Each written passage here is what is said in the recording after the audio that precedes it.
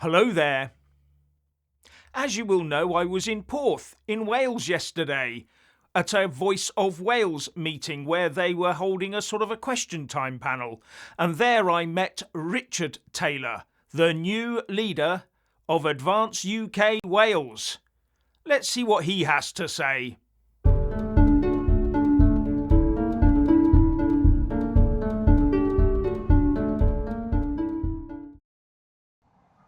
Hello there, ladies and gentlemen, and now I'm with another guest, just to talk to Andrew Bridgen, and now we're with Richard Taylor. Now, Richard Taylor is the new leader of the new Advance UK Wales organisation, and the sooner that becomes a party, the better, as far as I'm concerned. Now, can you tell us a bit about yourself and what you believe in? Well, first of all, I believe in freedom of speech. I believe in democracy. I believe in a nation state, and I believe equality under the law. Those are pillars that I've always tried to live my political life by. You may, or your viewers may know, I've been involved with other political parties in the past, and I've resigned from those some time ago. I was out of politics for 2 years, went into political commentating like yourself. Had my own show, did a lot with GB News, Talk TV, all those kind of guys. Then took 2 years sabbatical out and vowed never to get back into politics again. And then I got a phone call from Ben Habib. Richard, would you be interested in being part of this new party we're looking at setting up? And all of a sudden, I find myself now being the kind of leading the kind of Welsh branch, if you like, for Advance UK here in Wales. Yeah. And how have you found the journey so far? Well, we're still just 3 weeks in. Here in Wales, obviously a bit less, so we were picking up a lot of members. Our membership is growing very fast. I think we're an alternative to the parties that are already out there because, let's be quite frank, the parties that currently exist, they've taken our country into decline. Not just the uni parties, the promises that are being made by other parties right now that are polling quite strong. I've lost faith and trust in those parties because I've seen the way that they've treated other members, senior figures within those parties. And I've looked at Ben Habib for many years. I've known him since 2016. And when I interviewed him back then, because you interviewed him yourself, didn't I you? did. I was doing your job. I interviewed him in 2016 on my show called Rich Politics, and he actually was saying then what he's saying now. He is not diluted his message, his principles, his convictions have remained the same. And for that reason, I found someone that's got integrity. And that's important to me, and authenticity. And so when he asked me to join, I joined as a member. Then I was invited to be part of the college, which is a rigorous process, by the way, which is there to hold the party to account. And also then, of course, with my voice here in Wales, with my political experience from before, asked to head up the Welsh branch here in Wales, all across, which is a big task, by the way. So I'm kind of nervous, excited, passionate, loads of emotions. I've got a wonderful team around me as well. We're based obviously in different parts of Wales. We're looking at setting up strategically offices and things like that in the future. So we're really hit the ground running, and I'm excited. It's going to be fantastic. It's going to give people in Wales an opportunity to look at an alternative party that is not right wing or left wing, because we don't claim to be either of those things. We don't believe that left or right wing exist. Yeah, because right now we are in Wales at an undisclosed destination where we met with the Voice of Wales, and you were part of a question time type setup with Andrew Bridgen. There was Catherine Blakelock there as well, and also the Twitterer. Dave Atherton. Dave Atherton. Yeah. So with the four of you gave a good account of yourselves, but the one thing I detected was a lot of anger in the room against Welsh Labour. They don't seem to come out very well, ladies and gentlemen. Welsh Labour don't seem to be popular in Wales for some unknown reason. Well, the reasons are very well known. I mean, it's been 2 decades of devolution has proven a complete disaster and failure for Wales. Our education, our public services, our health system. I mean, the list could go on. I mean, during the lockdown period, if you remember, Wales was one of the worst places. I mean, Mark Drakeford, the then First Minister, put Wales under such draconian measures in Wales. It was just unbelievable what he did to Wales itself. And people suffered massively under his leadership. And then Elaine Morgan, who's the health minister, who had failed in her role as health minister, gets then promoted to be the first minister. So promoting failure, and we've seen it for 2 decades. Welsh Labour, we have some of the highest levels of child poverty in the whole United Kingdom. Deprivation is so high. children deprivation. You know, I don't want to bore your audience because I know they all know anyway. Right? Yeah. It's just massive, and I think you know, because they felt entitled that, you know, we're here, and in Wales it's always been the case. Everyone votes Labour. My grandfather, you know, because we all hated Margaret Thatcher because she shut the mines and took the milk out of the schools, and so we, you know, anyone voted Conservative or anything else was seen as the enemy in Wales. Yeah. But the tide is turning. Yeah. People are waking up. People are getting more engaged in politics because they're realising it has a direct effect on their everyday lives. Yeah. And I think for that reason, you know, Welsh Labour right now, are in a precarious situation where I believe that they're going to lose the next Senate elections. Yeah. You know, and I hope so. I hope for the Wales' sake. Well, as long as we save them from Welsh Labour and Plaid, you know, and of course, as a brand new party here in Wales, you know, at the moment we're looking, our main aim and objective is recruitment, membership, getting the brand out there, letting people know that we're looking at 2029. But of course, that's not to say we won't stand in the Senate elections. You know, there's the possibility that might happen. That decision hasn't been made yet. You know, probably around about March when we know, you know, what's going on with the party, then we'll make the decision. Because what we want to do is we want to set the party up in such a way it's democratic, it's structured right.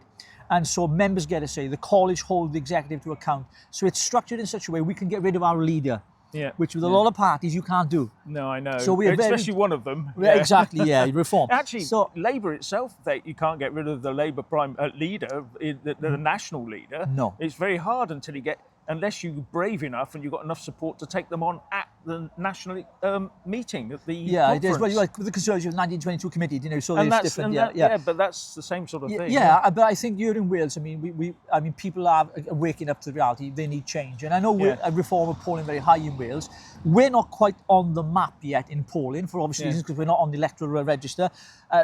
There's a reason for that, and you know, because we want to set the party up right. We want to make sure that the people out here feel that this is something we can get behind. In fact, I met people at the conference here today I've been speaking at who've recently joined, and they come up and said, "Hi, Rich, or we've joined Advance UK," and I thought, "Oh, brilliant!" Excellent, and they're Welsh people, and it's great, you know. Yeah, I mean, you might be heartened to hear that on a live stream that I did with Richard about a week ago, we actually had a poll on the live stream.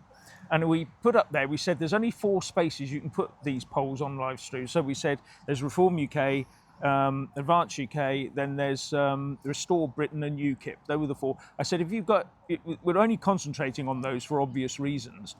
Now, Restore and Reform got 31% each at the final analysis. Advance UK was only behind on 27%. Wow. Amongst 1,500, 1,600 people who bothered to vote. Yeah. So it's not as big a leap, maybe, as you think. It's within the political classes, you know, people like geeks like us who watch all this sort of stuff. You're not doing badly. Let's put it that way. No. But it's getting that message out, I think, is the big thing. Jeremy Corbyn goes around and he speaks any event, microphone, and he'll speak and he'll just tell everybody what they want to hear. And but I know Ben's a different beast. He's not going to tell everybody what they want to hear. He's going to tell them what he thinks, and that is a big difference. Yeah, absolutely. I think there's a distinct difference between us and all other parties, and I think that's important to point out to people. And I think people will see that, you know, once we start bringing out policies. Obviously, it's early on yet. You know, people always say, you know, what's your policy in this? Listen, we're a brand new party, and if you remember, before Nigel Farage left the jungle and came back onto the political football field, they were only running at 30,000 members. The election last year in July, and of course their numbers have shot up. But a lot of people are leaving Reform because of some of the changes. Some of them don't like the way Zia Youssef is controlling things within the party. There's questions around that, the treatment of Rubelo, Ben Habib, many others as well. So it's kind of like they've been the only alternative to the Uni party. But there's a new party in town, and that's Advance UK. And I do believe, you know, given the time that we've got, you know, we got 3.5, maybe 4. It might be a snap election. We never know the way Keir Starmer's going with his rebellion. I believe that we've got the potential to offer people something completely different, where it's not about the leader himself. You know, Reform is Farage is Reform. Right. With what we've set up, it's not like that. It's very, very different. What should worry people with Reform really is that if Farage went for whatever reason, what would happen? What would happen to the party? Where would the leadership then come from, and what would happen? Is there, if there's nothing to hold the leadership to account now, will there be anything to hold leadership to account well, later? there won't be, was it? Because the members don't get a say. Yeah. You know, they pay their money, but they don't get a say. You know, which is different from how Advance UK is set up. The members get a say, comes to the college represents the members hold the executive to account, and we choose, and we decide, and we vote. But with the way the system's set up with reform, in such a way, it's kind of like, you know, who has shares? Nigel has shares. Zia has shares. Tice may have shares. So it's like, it's between them. So they'll decide who's going to be the next leader amongst themselves. It won't go to the members. Yeah. Which to me is not democratic, and that does not replicate what Parliament should be. So what we've done in Advance UK is we've created a party that is almost a shadow kind of what Parliament is and how it should run. And I think for that reason, a lot of people will see it as an attractive option from reform if they're politically homeless. Yeah. They don't believe everything Farage says. They might have suspicion about him. So we're giving people another opportunity and saying, look, listen, there's another party in town, and it's Advance UK. Yeah. So where can they find information? If you go to all the W's. All the W's. Why do people keep saying www? We all know that. It's weird. It's called the World Wide Web, innit? We know it's a web, innit? But anyway. But before I get to that, I want to say that one of the key things we are totally anti-globalist. You know, the WHO, the WEF, the UN, everything else. Our Parliament should be sovereign in all of its entities in the United Kingdom. So people can find out more on all the W's. advanceuk.org.uk. advanceuk.org.uk. Remember that one. And you're on Twitter yourself. I am at RW Taylors. Right, okay. Yeah, so there you go. Brilliant. Well, no, it's really nice to talk to you, and it was a good meeting. And I can see that local people are very angry at Welsh Labour, whatever you want to call them, and something else has to replace them here to mend this country. So there you go. Absolutely. Thank you very much for your time. Yes, Jeff, appreciate it. I've been calling him Jim all afternoon. And finally, please like, subscribe and comment below. And if you like our content, please consider becoming a member by pressing the join button. And thank you for watching.